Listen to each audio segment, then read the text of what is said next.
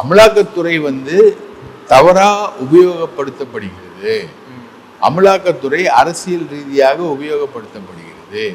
செந்தில் பாலாஜியை கார்னர் பண்ணுவதற்காக அமலாக்கத்துறை உபயோகப்படுத்தப்படுகிறது அப்படின்ற ஃபைட் கண்டினியூஸாக நடக்கும். அதை விட மாட்டாங்க இவங்க. அந்த ஃபைட்டில் ஒரு பகுதி தான் இது. சொல்லுவாங்கள்ல கிரிக்கெட்டில் பட்டா பாக்கியம் விட்டா லேகியம்னு, அந்த மாதிரி தான் இது.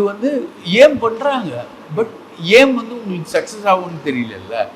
ஆளுநர் விஷயத்தில் அவங்க கான்ஸ்டியூஷனை சேலஞ்ச் பண்ண ஒரு கிரவுண்டு அது ஒரு மிக உன்னதமான ஒரு ஃபைட்டு. அது வேற, சும்மா விளையாட்டுக்கு விளையாடுறதுன்றது வேற.